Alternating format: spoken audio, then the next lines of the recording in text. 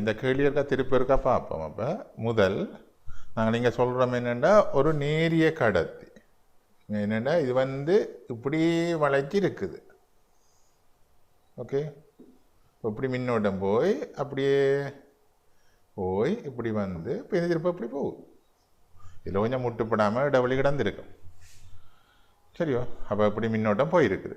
அப்போ நேரிய கடத்தியால் முதல் இதில் ஒரு மையத்தில் ஒரு காந்தப்பாலம் உருவாக போகுது நேரிய கடத்தியால். அப்போ அது என்னென்று எழுதினாங்க μ0I/2πr என்று எழுதினாங்க. அப்போ அது நேரோட பலக்கையை வச்சு இந்த மின்னோட்டத்தின் திசையில் பெருவில சுட்டத்தக்கதாக பிடிச்சி பார்த்தீங்கன்னா அந்த காந்தப்பாயம் எடுத்து வெளியில் வரப்போகுது, தாளை விட்டு வெளியில் வரப்போகுது. அப்போ அது என்ன எழுதுவீங்க μ0I/2π R என்று எழுதி.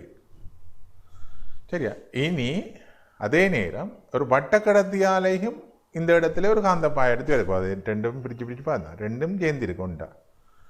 சரிதானே, அப்போ வட்டக்கடத்தியால் ஒரு காந்தப்பாயம் இடத்தி வரப்போகுதுன்னு சொன்னால் அது இந்த இது என்ன, அதால் வர காந்தப்புலம் என்ன, அது μ0I/,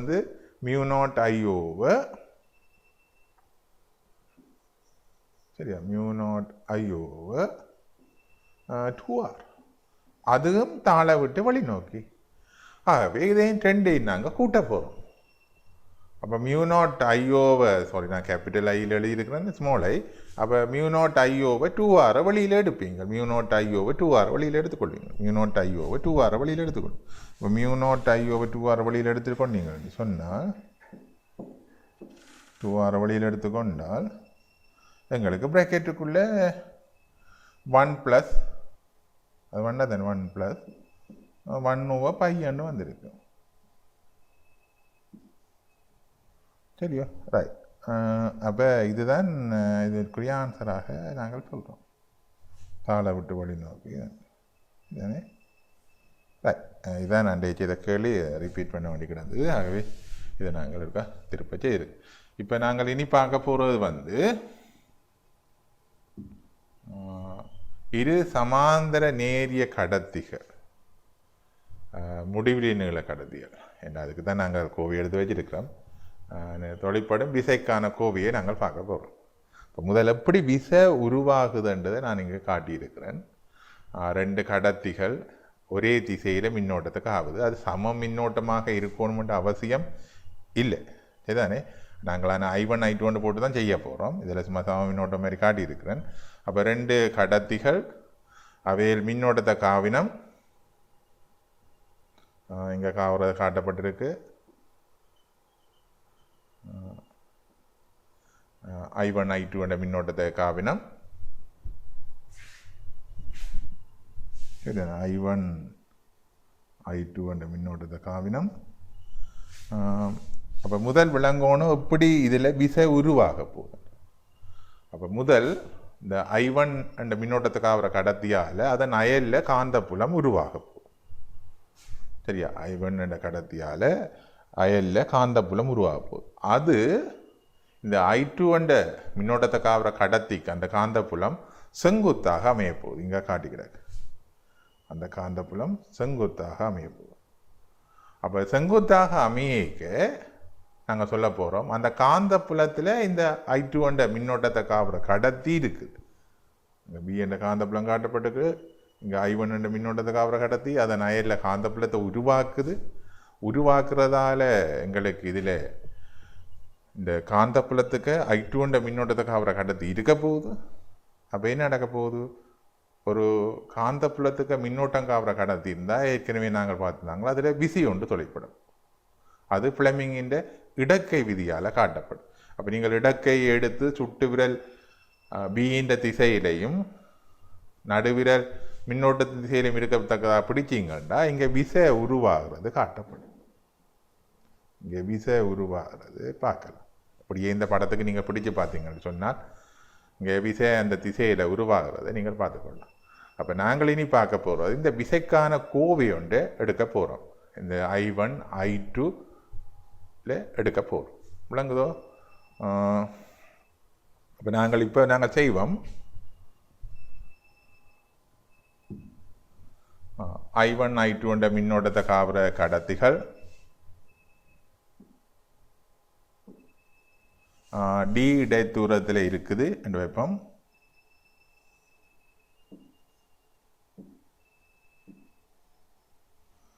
D இடைத்தூரத்தில் இருக்குது.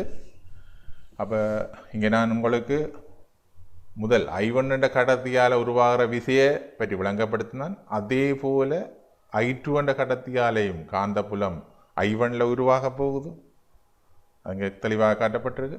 அப்போ திருப்பவும் I1 என்ற கடத்தியிலையும் அதே பருமனுள்ள விசை தான் வரப்போகுது, F என்ற பருமனுள்ள விசை வரப்போகுது.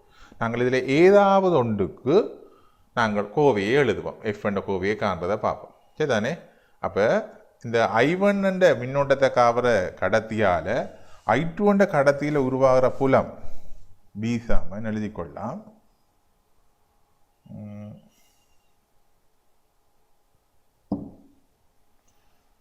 சரியோ, உருவாகிற புலம் B எழுதிக்கொள்ளலாம்.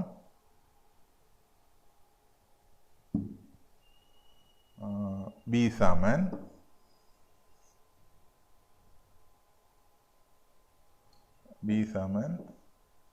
என்னண்டு ஏற்கனவே பார்த்தாங்க மியூ0 I1 நோவா. இப்போ I1 என்ற மின்னோட்டத்துக்கு ஆகிற கடத்தியால் உருவாகிற புலம் மியூ0 I1 நோவா 2πD என்று வரப்போகுது, விளங்குதோ? அப்போ I1 என்ற மின்னோட்டத்தை காவுற கடத்தியால் உருவாகிற புலத்தை எழுதி வச்சிருக்கிறோம். அப்போ இதே புலத்தில் I2 என்ற கடத்தி இருக்க போகுது, இந்த காந்த புலத்தில் I2 என்ற கடத்தி இருக்க போகுது. அப்போ அந்த I2 என்ற கடத்தியில் தொழிற்படுற விசை என்று சொன்னால் விசை வந்து F சமன் BIL என்றதான் விசைக்குரிய கோவை. இப்போ நாங்கள் இங்கே சிறிய நீளத்தை தான் கருதணும், ஏன்னா நாங்கள் அங்கே பார்க்குற காந்தப்புலம் வந்து ஒரு சிறிய வீட்டுக்குள்ளே யூனிஃபார்மாக இருக்கும். அப்போ நாங்கள் அலகு நீளத்தில் தொழிற்படுற விசை இதுதானே. அப்போ I2 என்ற கடத்தியில் அலகு நீளத்தில் தொழிற்படுற விசை சொன்னோம் என்றால்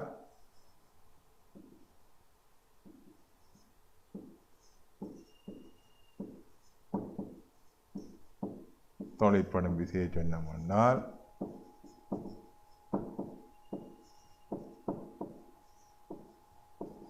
ரெண்டு வரப்போது F சமன் இந்த Bக்கு பதிலாக இதை பிரதியிடுவோம், மியூ0 I1 ஓவர் 2πD என்று. ஆகவே இன்டு ஓடுற மின்னோட்டம், அதாவது I2 வந்து வரப்போகுது. இங்கே நீளம் வந்து அலகு நீளம் என்னுடைய உள்ளது. அப்போ இதுலேருந்து இந்த கோவையை நாங்கள் ஞாபகமாக வச்சுக்கொள்ளணும். F சமன் தொழிற்படுற விசையை F சமன் மியூ0 I1 I2 இன் கீழ் 2πD என்று வரப்போம், விளங்குதோ? அப்போ இதே விசை I2 என்ற மின்னோட்டத்தை காவுற கடத்தியால் I1ல் உருவாகும். திருப்பவும் அதுக்கு ஒரு காட்சி இது பார்த்தீங்கன்னா இதே பெருமானம் தான் வரப்போகுது. I2 என்ற கடத்தியால் I1 என்ற கடத்தியில் ஒரு புலம் உருவாக போகுது, அது வந்து மியூ0 I2 ஓவர் 2πD என்று போட்டிருப்பீங்க. இப்போ இந்த அதில் துறைப்படுற விஷயம் திருப்ப மியூ0 I2 over 2πD into I1 என்று கொடுப்பீங்க. அங்கே ஒரு மின்னோட்டம் I1 ஆக இருக்க போகுது. அப்போ ரெண்டு கடத்திகள், சமாந்திர கடத்திகள், முடிவிலி கடத்திகள் D இடத்துரத்தில் வச்சிருக்கேங்க. அதில் தொழிற்படுற விசைக்கான கோவையை நாங்கள் இங்கே எழுதியிருக்கிறோம். இதிலேருந்து தான் ஆம்பியர் என்ற வரவிலக்கணம் எங்களுக்கு வருது, ரைட்? அப்போ இங்கே நான் எல்லாத்தையும் மொத்தத்தையும் ஒன்றா போட்டு காட்டியிருக்கிறேன். அதாவது உங்களுக்கு தெளிவாக I1 I2 என்ற மின்னோட்டத்தை காவுற ரெண்டு கடத்திகள், சரியானே? I1 என்ற கடத்தியால் இங்கே காந்தப்புலம் ஒன்று உருவாகுது, I2 என்ற கடத்தியில் B1 என்றது காட்டப்பட்டிருக்கு. I2 என்ற கடத்தியால் இங்கே காந்தப்புலம் வெளி நோக்கி வருது, கையை பிடிச்சி பார்க்க பாருங்க, வலது கையை பிடிச்சி பாருங்க. அப்போ அந்த I1 என்ற கடத்தியில் B2 என்ற காந்தப்புலம் செங்குத்தாக ஒன்று கொண்டு செங்குத்தாக காட்டுது. அப்போ இந்த காந்தப்புலங்களில் இந்த கடத்தியில் இருக்கிறதால அதில் விசைகள் உருவாகுது. அப்போ முதலாவது F1 2 என்று காட்டப்பட்டிருக்கு, முதலாம் கடத்தியால் ரெண்டாம் கடத்தியில் தொழிற்படுற விசை எல்லாமே சமன். இந்த B1 B2 எல்லாமே சமனாக இருக்கும், விளங்குது தானே? அப்போ இதை போல் இங்காலேயும் I1 என்ற கடத்தி I2 என்ற கடத்தி இங்கே எதிரான திசையில் மின்னோட்டத்தை ஓடுறதாக காட்டியிருக்கிறோம். அப்போ இங்கேயும் அதே மாதிரி காட்டப்பட்டிருக்கு புலங்கள்.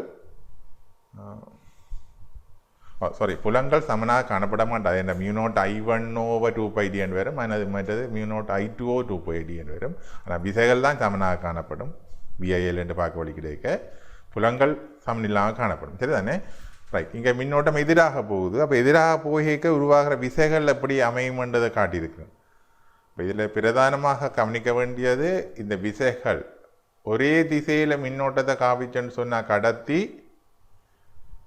விசைகள் ஒரே ஒத்ததாக அமையும். கடத்தியை உள்நோக்கி வளைக்க பார்க்கும். இல்லை, இதை பெரிய ஒரு சின்ன பெருசோனையோட காட்டுறேன். அந்த ஆப்ரேட்டர்ஸ் எங்கள்கிட்ட இல்லை. நான் ஒரு வீடியோ கிளிப் பண்ண உங்களுக்கு காட்டுறேன். அதாவது ஒரே திசையில் மின்னோட்டம் போகுதுன்னு சொன்னால் உங்களுக்கு அந்த விசை உள்நோக்கி இருக்க போகுது. ரெண்டு கடத்தியும் உள்நோக்கி வளைக்கும். எதிரெதிர் திசையில் மின்னோட்டம் வந்ததுன்னா அந்த விசைகள் அந்த கடத்தியை வெளிநோக்கி தள்ளும். ரெண்டு கடத்தியும் அதை நாங்கள் ஒருக்கா பார்க்கலாம். நாங்கள் ஒரு எக்ஸ்பெரிமெண்ட்டில். சரிதானே? அப்போ இந்த விசைக்கான கோவையை நான் உங்களுக்கு ஏற்கனவே எழுதிட்டேன். அதாவது F = μ0 I1 I2வின் கீழ் 2πd என்று எழுதிட்டேன். டி என்றது அந்த கடத்திகளுக்கு இடப்பட்ட தூரம். டி என்றது கடத்திகளுக்கு இடப்பட்ட தூரம். விளங்குதோ? அப்போ இப்போ நாங்கள் இந்த முடிவிலே இருந்து தான் நாங்கள் ஆம்பியருக்குரிய வரைவிலக்கணத்துக்கு போகிறோம். அப்போ ஆம்பியருக்குரிய வரைவிலக்கணத்துக்கு போகிறதுக்கு நாங்கள் இதை உங்களுக்கு செய்து காட்டுறேன். அதாவது இந்த விசை 2 × 10⁷ நியூட்டனாக அமையிக்கு. அதாவது இந்த சமாந்தர கடத்திகளில் தொழிற்படுற விசை 2 × 10⁷ நியூட்டனாக அமையிக்கு. எப்போ இந்த ரெண்டு கடத்திகளுக்குள்ளேயும் சம மின்னோட்டம் பாயிக்கு. அத்துடன் இந்த கடத்திகள் 1 மீட்டர் இடைத்தூரத்தில் இருந்தது என்று சொன்னால், வெற்றிடத்தில் 1 மீட்டர் இடைத்தூரத்தில் இருந்தது என்று சொன்னால் நாங்கள் அதில் பாரு ஓட்டத்தை நாங்கள் 1 ஆம்பியர் என்று சொல்ல போகிறோம். அப்போ நான் இதை இங்கே நிறுவி காட்டுறேன் உங்களுக்கு. விசை 2 × 10⁷ நியூட்டனாக அமையணும். μ0 தெரியணும் 4π × 10⁻⁷ தெரியணும். சம மின்னோட்டம் ஆகவே I1ம் I2ம் சமன். ஆகவே I வர்க்கம் என்று வரும். கீழே உங்களுக்கு இருக்கும் 2 × π × d என்று இருக்கும். டி எத்தனை வெற்றிடத்தில் 1 மீட்டர் இடத்தூரத்தில் இருக்கும். சரிதானே? அப்போ 1 வரும். அப்போ இதில் நாங்கள் இதில் கேன்சல் பண்ணோம்னு சொன்னால் இந்த இது வெட்டுப்படும். இந்த பையும் கேன்சல் பண்ணப்படும். இங்கே 2ஆல் சுருக்க 2 அந்த 2 இந்த 2ஓட கேன்சல் பண்ணும். அப்போ இதில் இந்த முடிவு I² 1 வரும். ஆகவே I = 1 வரும். விளங்குதோ? அப்போ இதில் நாங்கள் I1 வரைக்கும் இதைத்தான் ஆம்பியர்ன்ற வரைவிலக்கணமாக சொல்லிக்கொள்கிறோம். சரிதானே? அப்போ வழிக்குள்ள தெளிவாக இந்த விஷயங்களை கோடிட்டு காட்டணும். அதாவது 1 ஆம்பியர்னு சொல்லிக்க 2 முடிவிலி நேரிய சமாந்தர கடத்தி. அது கட்டாயம் இருக்கணும். நேரிய சமாந்தர கடத்தின்னு சொல்லணும். முடிவிலி கடத்தியாமல் இருக்கணும். வெற்றிடத்தில் 1 மீட்டர் தூரத்தில் வைக்கப்பட்டு அவற்றினூடாக பாயும் சம மின்னோட்டால் ஏதாவது ஒரு கடத்தியின் 1 மீட்டர் நிலத்தில் மளவும் தெளிவாக மென்ஷன் பண்ணப்பட வேணும். ஏதாவது ஒரு கடத்தியில் 1 மீட்டர் நீளத்தில் தொலைப்படும் விசை 2 × 10⁷ நியூட்டன் எனில் கடத்தி ஒன்றினூடாக பாயும் மின்னோட்டம் 1 ஆம்பியர் எனப்படும். சரிதானே? அப்போ இதில் கவனித்து கொள்ள வேண்டியது நாங்கள் ஆம்பியர் அல்லது முடிவிலி நீள சமாந்திர கடத்திகள்னு சொல்லப்படணும். வெற்றிடத்தில் 1 மீட்டர் தூரத்தில் வைக்கப்பட்டிருக்கணும்னு சொல்லப்படணும். சரிதானே?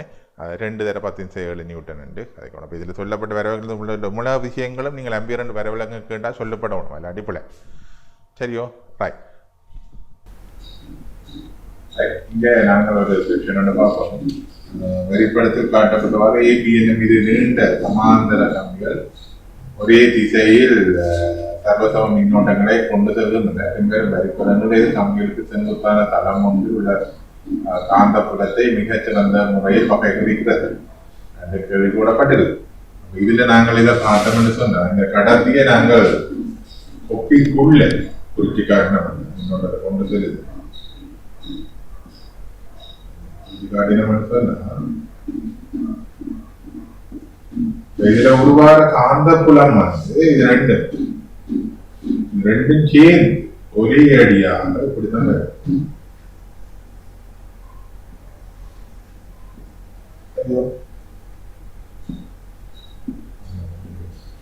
இதுக்குள்ளே ஒரு சிறிய வட்டங்கள் இருக்கலாம்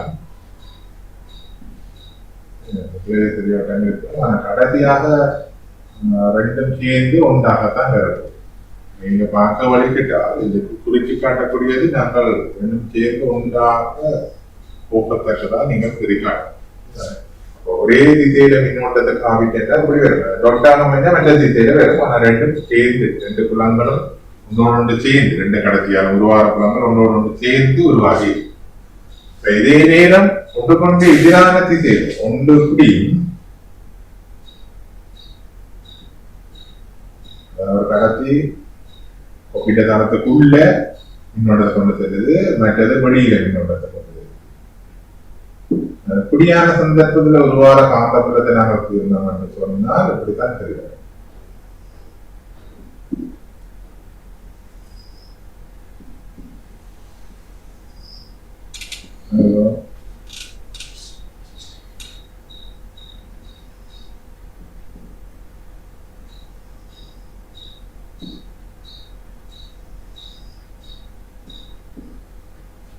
இங்க இது ரெண்டையும் கவனிக்கணும் ஒன்று ரெண்டும் ஒரே திசையில கொண்டு செல்லுது இது கொப்பிக்குள்ள மின்னோட்டத்தை கொண்டு செல்லுது இது திசையில மின்னோட்டத்தை கொண்டு செல்லுது ஒன்று கொப்பிக்குள்ளையும் மற்றது கொப்பிக்குள்ளையிலையும் மட்டும் உருவார காரணத்துடன் புரியும் இது ரெண்டும் கவனமாக நீங்கள் அடுத்ததாக இன்னொரு கேள்வி போவோம்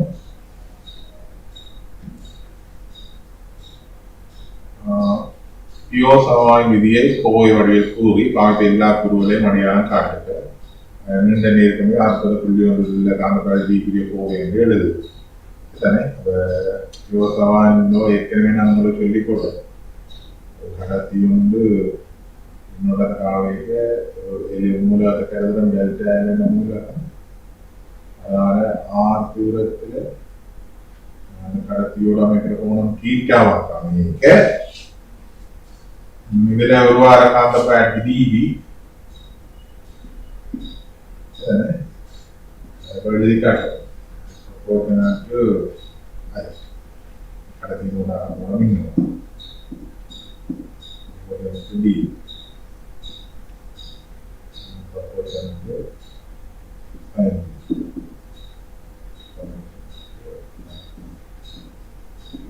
சரி அதை சேர்த்து போட்டு எழுதி கொடுக்கணும் ஆதரத்தில் உள்ளீடு காந்த பயணத்தையும் நாங்கள் பாதிட்டோம் நாங்கள் கேள்விக்கு வருகிறோம் ஏபியானது மேசையொன்று மீது வைக்கப்பட்ட நீண்ட நேர் கம்பி ஒன்றாகும் சீரியானது ஒரு காட்டப்பட்டது ஏபிக்கு மேலே எனக்கு 3.10 மீட்டர் தூரத்தில் ஏபிக்கு சமாந்தரமாக வைக்கப்பட்டுள்ளது மொத்த கம்பி ஒன்றாகும் பிக்யூவானது ஏபிக்கு சமாந்தரமாக மேசை மீது வைக்கப்பட்டுள்ள ஓடுறதுக்காக சிறிய கடத்தி ஒன்றாகும் ஏபிக்கும் பிக்யூவுக்கும் உள்ள தூரம் 4.10 மீட்டர் அந்த எல்லா தூரங்களும் தந்தது இதுதான் அந்த படம் தந்ததுக்கு ஏபி என்ற இதர் கடத்தி சிடி என்ற இன்னொரு கடத்தி பிக்யூ என்ற இன்னொரு கடத்தி அது அந்த வார்த்தை இதுதானே இது முன்னு காட்டப்பட்டிருக்கு பிக்யூவானது இதுக்கிட கடத்தும் வடைகளின் மீது சுயாதீனமாக அசையக்கூடியது பிக்யூவின் மூலம் 10 மீட்டராக இருப்பார் அதனோடு 10 ஓட்டம் ஒன்றும் பியிலிருந்து கியூவின் திசையில் பாய்ந்து கொண்டு கிடைக்கின்றது சரியான அப்ப இங்க ஏயிலிருந்து பியின் திசையில் 5 ஆம்பியர் ஓட்டம் ஒன்று காவலாம் கம்பி ஏபியானது ஏயிலிருந்து பிக்கு 5 ஆம்பியர் ஓட்டம் ஓட்டத்தின் விளைவாக பிக்யூ மீது தாக்கும் காந்த விசையின் பருமனையும் திசையையும் காண்கிறது கிடைக்கிறது சரி அப்ப இந்த கேள்வி நம்ம சொன்னால் ஏபி இந்த டிரெக்ஷன் இதே நாங்கள் திரும்ப ஒரு நல்ல ஒரு படமாக கேள்வோம் இப்படி பார்த்தோம்னு சொன்னா இந்த இப்படி நீங்க மாத்தினீங்கன்னா இந்த படத்தை இலகுவாயிருக்கும் முப்பரிமாணம் மேசையில இதே ஏலேருந்து பிக்கு தான் 5 ஆம்பியர் மின்னோட்டத்தை காவும். அப்ப இது உள்ளும்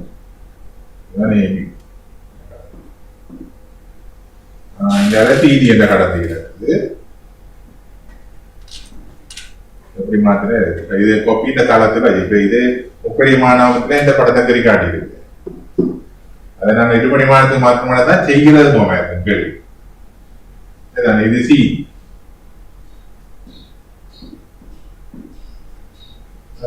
இது பிக்யூன்றது ஒரு இன்னொரு பாடம். இதாசே முதலாவது கேள்வி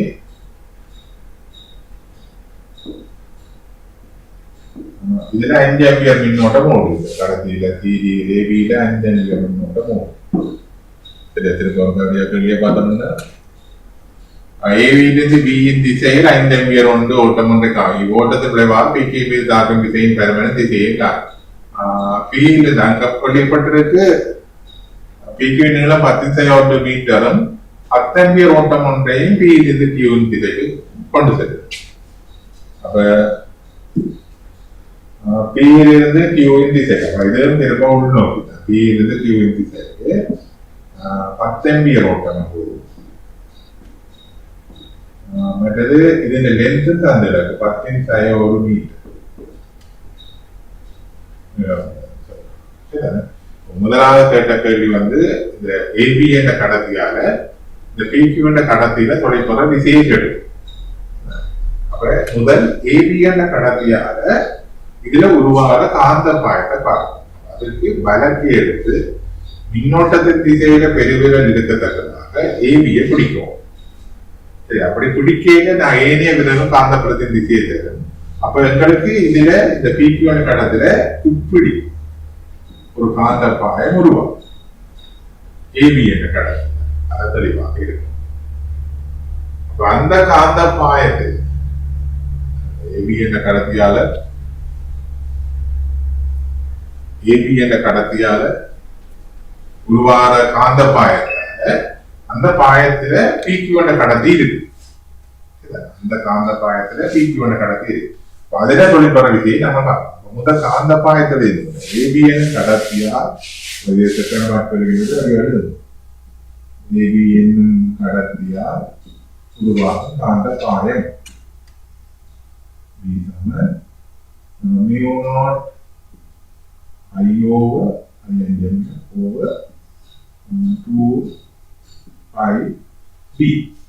என்றது இது கிட்டத்தட்ட 2 அது தந்திருக்கு. பிறகு பாத்தீங்கன்னா 4 தர 10 சேரும் தானே. 4 தர 10 சேரும் 4 தர 10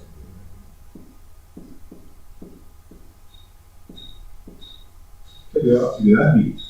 பிஏ போட்டு இந்த பிக்கு தான் அந்த 10 ஆம்பியர் மின்னோட்டத்துக்கு ஆகிற பிக்யூ இருக்கு. அதுல தொழிற்படுறது ஆகவே இது பிக்யூ தொழிற்படும் விசை அந்த விஷயம்.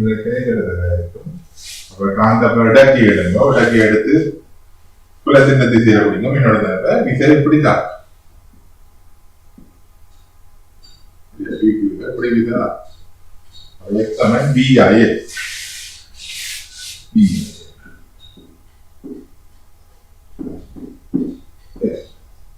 பிக்கு பதிலாக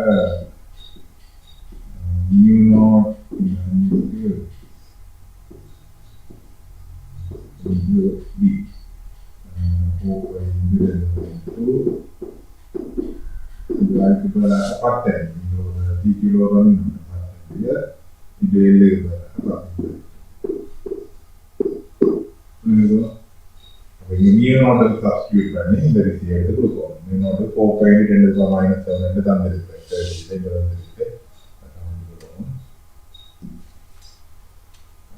E0/2π அப்படி பெருமான தந்துட்டு E0/2π அப்படியே சப்ஸ்டியூட் பண்ணி இதை சுருக்கி எடுக்கணும். அடுத்த கேள்வியை பார்ப்போம். 2வது கேள்வி, ஏபியில் உள்ள ஓட்டத்துடன் சேர்த்து சீரியானது டியிலிருந்து தீர்ந்து இது ஒரு அங்கேயிருந்து வருது. டியிலிருந்து தீர்ந்து ஆதர்சம் 2 ஓட்டம் ஒன்றை அவமானம் சீரியுள்ள ஓட்டம் காரணமாக பிக்யூ மீது தாக்கும் விசையும் பெருமனையும் பெருமனை காண்க. இவ்விசையின் திசையை வரைபடம் ஒன்று சுட்டி காட்டுகிறது. அப்ப அதே கேட்டு அப்ப இங்க நாங்கள் கேள்விக்கு போனோம் என்றால் இப்ப இந்த PQ சரியோ, அப்ப இதை நான் அடிக்கிறேன்.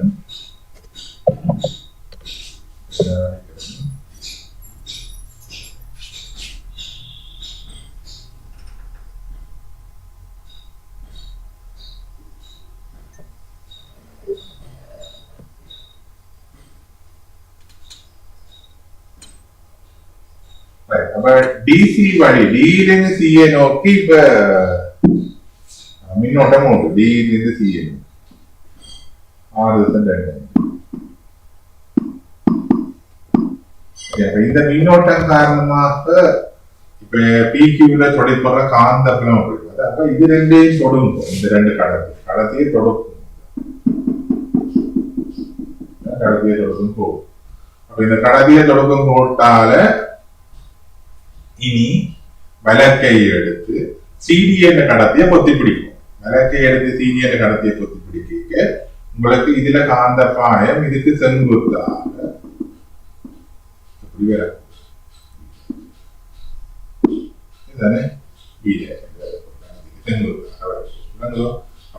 அது காந்த பாயமாக இருக்கு. பிறகு அதால தொழிற்படுற விதி என்று சொன்னால் இடக்கை எடுக்கணும். புலத்தின் திசை மின்னோட்டம் வந்தால் அதால தொழிற்படுற விசை, அதாவது சீரியன கடத்தியால தொழிற்படுற விசை நான் ஏற்கனவே உங்களுக்கு நான் சொன்னா விசை வந்து கடத்திய கொடுக்கும் கோட்டின் வழியே இருக்கும்னு சொன்னாங்க. ஏற்கனவே உங்களுக்கு நான் சொன்னா விசை வந்து கடத்தியல் கொடுக்கும் கோட்டின் வழியே இருக்கும். அப்ப இனி இது 4 தர 10 செய்யறேன்னு சொல்லப்பட்டிருந்தது பாத்தீங்கன்னா தெரியும். இது வந்து 3 தர 10 செய்யறேன். ஆகவே உடனடியாக இதுக்கிடப்பட்ட தூரத்தை சொல்லிக்கொள்ளலாம் 5 தர 10 செய்யறேன். பரிதாரத்துக்கு தேட்டத்து 4 3 யோசிக்கண்டா 4 பக்கம் 3 பக்கம் 25 பக்கம் 10 செய்யறேன் அப்படியே போட்டு வருவார். அப்ப சிடிக்கும் பிக்கும் விடப்பட்ட தூரம் 5 தர 10 செய்யறேன். இனி காந்த பாயத்துக்கு 7 போட்டா சீரியன் கடத்தியால் உருவான காந்த பாயம் எழுது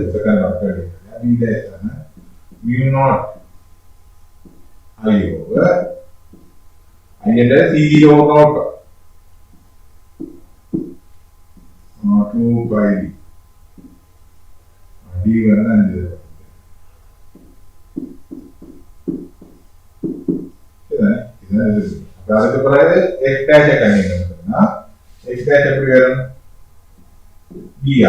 எல்லாமே செங்குத்தா வழிபடு, கோணம் ஒன்றுமே வழிபடு. ஆகவே உடனே BI B mu naught over 2 pi 2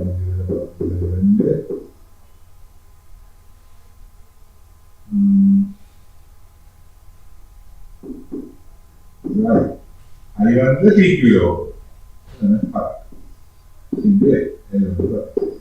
இதுதான் இந்த PQ தொலைத்தொடர் சீரியன்ல கடத்தியாக PQ தொலைத்தொடர் வித்தியாக அமைப்பது. இது mu naught over 2 pi என்றது உங்களுக்கு தந்திருக்கு.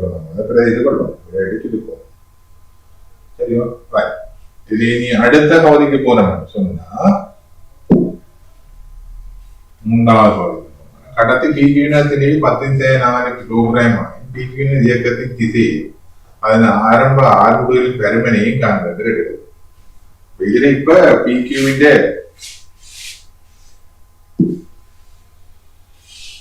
தெளிவு தந்திருக்கு 10 கிலோகிராம். 10 கிலோகிராம் சொன்ன இந்த PQ-வின் தெளிவு இப்ப ஆரம்ப ஆர்முகளை கிடைக்குது. அப்ப என்னன்னு சொல்ல விடங்கோ இந்த ரயில் இந்த தண்டவாளத்துல இந்த PQ இயங்க போகுது. அப்படி இயங்க போகுதுன்னு சொன்னா அதேமா இந்த டிரெக்ஷன்ல இயங்க. அப்ப நீங்க என்ன செய்ய போறீங்கன்னு சொன்னா இங்க இந்த டிரெக்ஷன்ல தொலைப்படுற விசை F ஆக இருக்கு. இந்த திசையில தொலைப்படுற கிடையாது திசையில தொலைப்படுற விசை F ஆக இருக்கு. அதே நேரம் இதுல ஒரு கூறு F' கூறும் எங்களுக்கு தொலைப்படுற கூறு கிடைத்திசையில் தொலைப்படும் போது அது F-க்கு எதிராக தொலைப்படும்.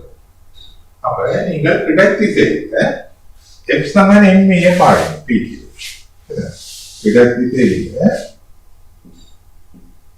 F சமன் MA பாருங்க PQ அப்ப F ஏற்கனவே கண்டிருக்கோம் minus F dash cos theta சமன் M தந்துடுது அதிசய 4 PQ என்னது நீ மாதிரி 14 தந்துடுது பத்திசை 4 கிலோ சரியா அப்ப PQ என்னது நீ தந்துடுது பத்திசை 4 இங்கே இந்த cos theta கவனிக்கணும் cos theta என்னென்றால் இதுதான் இந்த cos theta இது theta இது பேப்போனா theta அவை cos theta என்ன வரும்னா 4 into 5 இதான் அயல் பக்கமாயிரு வலது பக்கம் அப்ப cos theta உங்களுக்கு வரும் 4 into 5 சரி அப்ப இதுல ஒன்று ரெண்டு எக்ஸாக்டா கண்டிருப்பீங்க ஏற்கனவே எப்ப கண்டிருப்பீங்க ரெண்டையும் இதில் பிரதிட்டு ஆறுமுடுவில் காணும் இனி நாங்கள் அப்போ எஃப் சமன் எம்ஏப்பா வச்சு நீங்கள் இந்த ஏ கண்டிருக்கலாம் அடுத்த கடைசி பகுதிக்கு போனோம் என்று சொன்னால் இதில் 4வது பகுதிக்கு போனோம்னா வளையிலிருந்து பீக்குவை உயர்த்துவதற்கு சீடியிலே ஏற்படுத்த வேண்டிய இழிவு ஓட்டத்தின் பருமனையும் திசையையும் காண்கின்ற இழிவு ஓட்டத்தின் பருமன திசை சரிதானே அப்போ நாங்கள் இங்கே வந்தோம்னா திருப்ப இது அழிப்போம்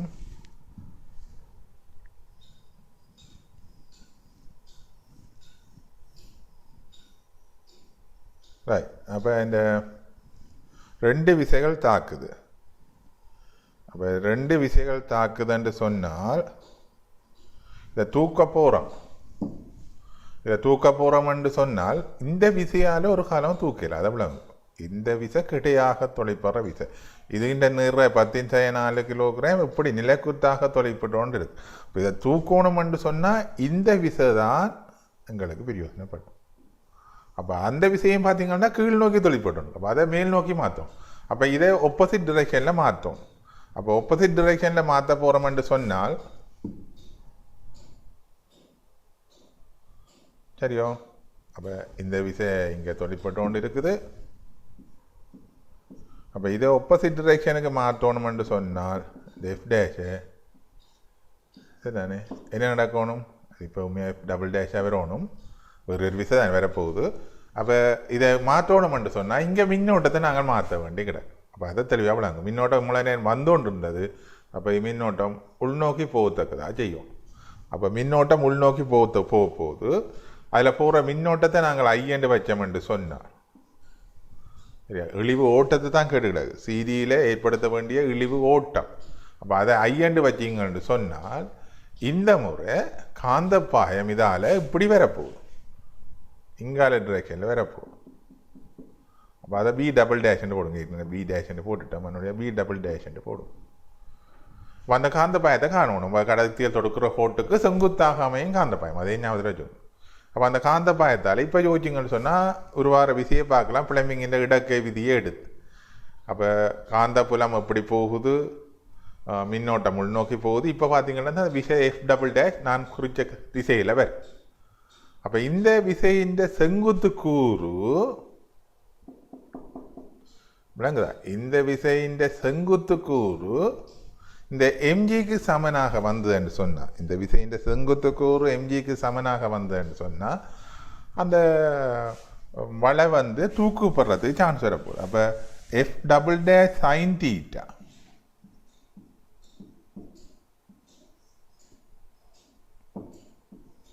சமன் எம்ஜியாக அமைக்க எங்களுக்கு இந்த நிலைக்குத்து கூறு இந்த நிறைக்கு சமனாக வரைக்க எங்களுக்கு இந்த வளை தூக்குப்பட போகுது அதான் மறுதாக்கம் இல்லாமல் போகுது அப்போ இந்த எஃப் டபுள் டேஷை நாங்கள் கண்டமண்டா அப்படி காண போகிறோம் எஃப் டபுள் டேஷ் அதை ஏற்கனவே உங்களுக்கு சொன்னால் பிஐஎல் அப்போ இங்கே எஃப் டபுள் டேஷுக்கு பதிலாக பி டபுள் டேஷ் இன்டு ஐ கவனமாக இருக்கணும் ஐ பிக்யூவில் ஓடுற மின்னோட்டம் தான் சரி அது 10 ஆம்பியர் தான் பி டபுள் டேஷ் இன்டு ஐ இன்டு எல் எல் இந்த பிக்யூன்ற நீளம் 10 ஒரு இன்டு சைன் தீட்டா என்ன வரப்போகுது சைன் டீட்டாண்ட இதுதான் டீட்டா, இதுதான் டீட்டா. அப்போ சைன் டீட்டான்னு சொல்லிக்க எதிர்ப்பா மூண்டிங்கள் அஞ்சு வரப்போகுது இன்டு எம் இன்டு ஜி. அப்போ எம் வந்து 10/4 இன்டு ஜிக்கு பதிலாக 10. இப்போ இதுலேருந்து இந்த பி டபுள் டேஷுக்கு நாங்கள் இனி பிரதியிட்டோம்டா அதில் ஒரு ரோட், அதாவது சிடி என்ற கடத்தியால் இந்த பிக்யூ என்ற கடத்தியில் உருவாகிற காந்த பாயம் தான் பி டபுள் டே. அப்போ அதை நீங்கள் எழுதினீங்கன்னு சொன்னால் mu naught I over 2π d. D வந்து 4 தர 10/2 இன்டு 10 இன்டு 10/1 அப்படியே நீங்கள் எழுதி 10/4 இன்டு 10 போட்டு இந்த ஐயை கண்டிங்கள் தான். இந்த ஐ வந்து இந்த கடத்தி பிக்யூவை தூக்க வேண்டிய இழிவு ஓட்டமாக அமையப்போ விளங்குதோ. ஐதான் இந்த கடத்தியை இந்த வலையிலேருந்து தூக்க வேண்டிய இழிவு ஓட்டமாக அமையப்போ. மியூ நாட் ஓவர் 2π உங்களை தரப்பட்டிருக்கு. அப்போ அதை போட்டு ஐயை பிரச்சனை எடுத்தீங்கன்னு சொன்னால் சரி.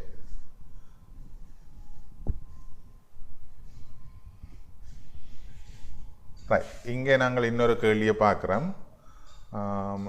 சிடி என்னும் இரு நீண்ட சமாந்தர நேர்கம்பிகள், இதுதான் இந்த கம்பிகள் கொப்பிக்கு உள்நோக்கி தளத்தில் காட்டப்பட்டிருக்கு. சமாந்தர நேர்கம்பிகள் 1 மீட்டர் இடத்தூரத்தில் வைக்கப்பட்டிருக்கு. 1 மீட்டர் இடத்தூரத்தில் வைக்கப்பட்டுள்ளது. தாளின் தளத்துக்குள்ளே 6 ஆம்பியர் மின்னோட்டத்தை I1 கொண்டு செல்கிறது. அப்போ இது 6 ஆம்பியர் மின்னோட்டத்தை I1 6 ஆம்பியர் தாளின் தளத்துக்குள்ளே கொண்டு செல்லுதான். பியிலே காந்த சூனிய புள்ளியை உண்டாக கீழ்கம்பியில் பாய வேண்டிய I2 பெர்மனன்ட் திசை. அப்போ இதில் பாய வேண்டிய மின்னோட்டத்தின் பெர்மனன்ட் திசை சரியா. இந்த மின்னோட்டத்தின் பெர்மனன்ட் திசையும் கேட்டுக்கிறேன், இந்த I2 பெர்மனன்ட் திசை. அப்போ எதில் சூனிய புள்ளியை, இந்த பி என்ற இடத்துல சூனிய புள்ளி. அப்போ முதல் இந்த டி என்ற கடத்தி, டி என்ற கடத்திகளில் இந்த சி என்ற கடத்தியால் முதல் பி என்ற இடத்துல இப்படி ஒரு காந்த பாயம் உருவாகும். அதை வச்சு பார்த்தீங்கன்னு சொன்னால் இந்த திசையில் ஒரு காந்த பாயம் உருவாகும். பிசி என்ற போது டி என்ற கடத்தியால் இப்படி எதிர்த்தது என்று சொன்னாதான் இந்த காந்த சூனிய புள்ளி ஒன்று உருவாகலாம். சரியா, அப்படி ஒன்று கடத்திய காந்த பாயம் எதிராக வந்து என்றதான் காந்த சூனிய புள்ளி ஒன்று உருவாகலாம். அப்போ அந்த ஒன்றுக்கு ஒன்று எதிராக வரணும். அப்போ இப்படி எதிராக வரணும்னா மின்னோட்ட கொண்டியில் வெளிநோக்கி வந்திருக்கும். விளக்கை எடுங்கோ பற்றி பிடிங்க கடத்தியை. இப்போ வெளிநோக்கி வந்திருக்கும், ஒன்றொட்டாக அமைஞ்சிருக்கும். இப்போ திசை எங்களுக்கு தெரிஞ்சுட்டு இனி அந்த பருமனை I2 காண்றாங்க. அப்போ அதுக்கு பிசிஏயும் பிடிஏயும் ஞாபகப்படுத்துங்க. பிசிஏன்னு எழுதுவீங்க mu naught I over 2π d. D வந்து அங்கே சி என்ற கடத்திலேருந்து தூரம். அப்போ 1.5. இங்கே பிடி எழுதினீங்கன்னா மியூ நாட் I2 அதான் காணணும் ஓவர் 2π டி. டிக்கு பதிலாக 0.5 விளங்குதோ. ரைட், மேலே ஒன்றில் குறிப்பிட்ட எல்லாமே Q, S ஆகிய புள்ளிகள் உள்ள விளையுள் பாய அடர்த்தியை காணும். Q, S. அப்போ இங்கால ஒரு புள்ளியேற்று இருக்க திருப்ப அதே இடத்துல அது மறைஞ்சு போட்டு இதை நாங்கள் இதுக்கு நேராக காட்டியிருக்கிறோம். இந்த புள்ளியில் உருவாகிற காந்த பாய அடர்த்தி Q, S இந்த இடத்துலையும் இந்த இடத்துலையும் விளங்கோ. அப்போ Qவில் உருவாகிற காந்த பாய அடர்த்தியை பார்த்தோம் என்றால் பியால் சி என்ற கடத்தியால் இங்கால திசையில் காந்த பாய அடர்த்தி உருவாகி இருக்கும். சரிதானே, அதை B' என்று போடுவோம். டி என்ற கடத்தியால் அதுவும் அதே திசையெல்லாம் இருப்போம். சாரி, முதல் நாங்கள்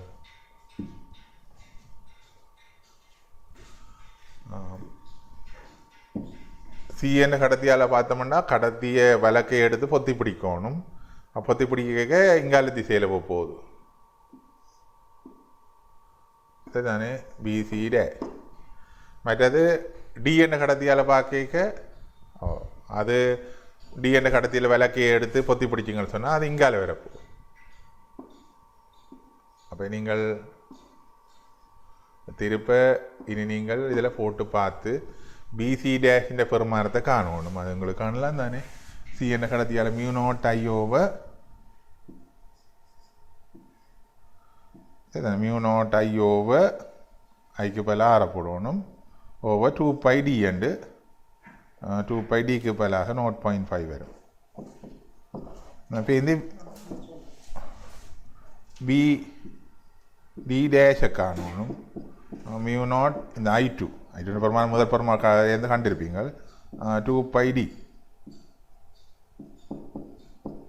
அப்போ இது ரெண்டையும் கண்டு இந்த பிடி டேஷ் ஓபிசி ரெண்டை தவுண்டு வரும். பெருமானத்தை கண்டால் தான் தெரியும். மைனஸ் பிசி டேஷ் என்று போட்டு விட்டீங்கன்னு சொன்னால் அதான் விளைவுள்ளாக இருக்க போது இந்த கியூ என்ற புள்ளியில் சரிதான். அதை போல் இனி இந்த ரெண்டு கடத்தியாலையும் உருவார எஸ் என்ற இடத்துல உருவார காந்த பாயத்தை காணும் சரிதானே. அப்போ அது நாங்கள் பார்த்தோம்னு சொன்னால் எஸ் என்ற கடத்தில் உருவார காந்த பயணத்தையை பார்த்தோம்னு சொன்னால்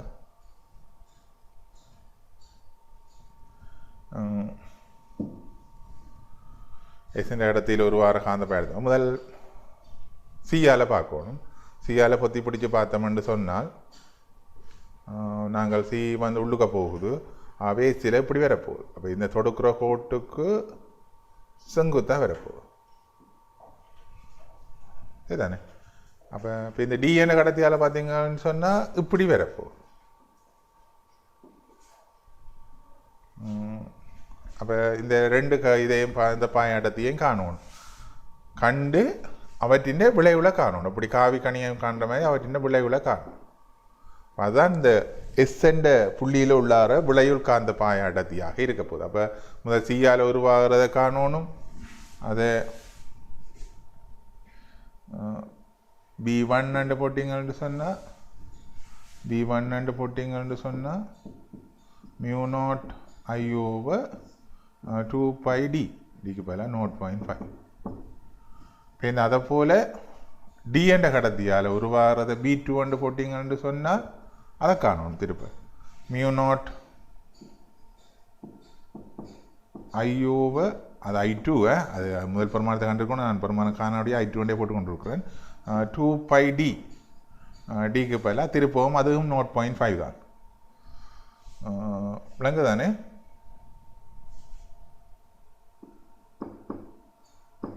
ரைட். அப்போ இதில் இருந்து விளைவில் பாய அடர்த்தின்னு சொன்னால் ரூட் ஆஃப் B1 வர்க்கம் சக B2 வர்க்கம்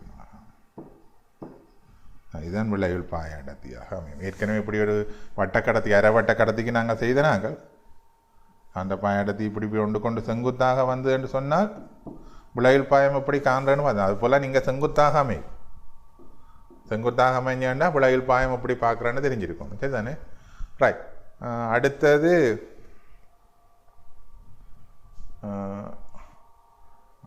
I2 புறமாற்றப்படும் பொழுது எஸ்ஸில் உள்ள காந்தப்பாய அடர்த்தியின் பரமினியின் திசையையும் காண்க. சரி தானே. அப்போ இந்த கேள்வி இல்லையா, அது அடுத்த பகுதிக்குரிய கேள்வி. அப்போ மின்னோட்டம் I2 புறமாற்றப்படும். அப்போ வெளியில் வந்த மின்னோட்டம் உள்ளுக்க போகும். சரிதானே. I2 புறமாற்றப்படும் போது எஸ்ஸில் உள்ள காந்தப்பாயத்தின் புதிய பருமனையும் திசையையும் காண்கன்னு சொல்லிக்கிறார். அப்போ I2 புறமாற்றப்பட்டால் இந்த B2 மாறும். B2 எப்படி மாறும்? இப்போ உள்ளுக்க வச்சு பார்க்க B2 இப்போ இந்த டிரெக்ஷனில் வரும். விளங்குதோ? B2 இந்த டிரெக்ஷனில் வரப்போகுது. அப்போ பருமன் மாறாது, புதிய பருமன், திசை மாறும். சரிதானே. அப்போ திசை பேருந்து இதுக்குள்ளால tan θ கொடுக்கணும். tan θ சமன் இதுக்குள்ளால போகும், இடைநடுவால் போகும். B1க்கும் B2க்கும் இடையில. அப்போ நீங்கள் இதை θ போட்டிங்கள்டா இப்படி வடிவாக திருப்ப இருக்க போட்டோம்னு சொன்னால் இப்படி போட்டோம்னா திசையும் கொடுக்கணும். இந்த காவிக்கணியம் தானே. அப்போ B1 இப்படி தாக்குது, அது மாறாது, அது மாற்றையில். B1 இப்படி தாக்குது, B2 இப்படி தாக்குது. B2 ஃபெர்மென் மாறாது. ஏனெண்டா அதே மின்னோட்டம் தான், ஆனால் திசை தான் மாற்றப்படுது. இப்போ B2 ஃபெர்மென் மாறாது. அப்போ இதுக்கிடையில் டீட்டான்னு சொன்னீங்க, இதில் விளைவில் இப்போ ஃபெர்மென் அப்படி ஒரே ஃபெர்மெனாக தான் இருக்க போகுது. அந்த திசையே கொடுக்கணும். திசை tan டீட்டான்னு கொடுத்துருங்கண்டா tan டீட்டா சமன் ரெண்டு வரப்போகுது B1/B2 கொடுக்கும், செய்யுங்கன்னு கொடுக்கும். அப்படின்னா தான் இதில் இது சரியாக இருக்கும். விளங்குதோ? ரைட். அப்போ எப்படி இதை சுருக்கி பார்த்து செய்து கொள்ளுங்கோ. ஒழுங்காக படியாக செய்து பார்த்து பொறுமாதத்தை எடுக்கணும். ஏன்டா இந்த சுருக்கிறதுடைய டைமை நீங்கள் கால்குலேட் பண்ணத்தக்கதாக செய்யணும். ஸ்பீடாக செய்யணும்னு சொன்னால் ஏர்லியாக நீங்கள் ப்ராக்டிஸ் பண்ணியிருந்தீங்கள தான் அந்த சுருக்கல் அதில் அங்கே எக்ஸாம் ஹோலில் செய்யிக்க ஸ்பீடாக சுருக்கி கொள்ளலாம். அதை சமைஞ்சு அதை வெட்டுறது அதுகளில் பார்த்து தலைகளாக மாத்திரை எல்லாத்தையும் மாற்றி செய்யக்கூடியதாக இருக்கும். அப்போ சுருக்கி பார்த்துக்கொள்ளுங்க. நான் உங்களுக்கு ஐடியா தான் சொல்லி காட்டியிருக்கேன். Right, okay.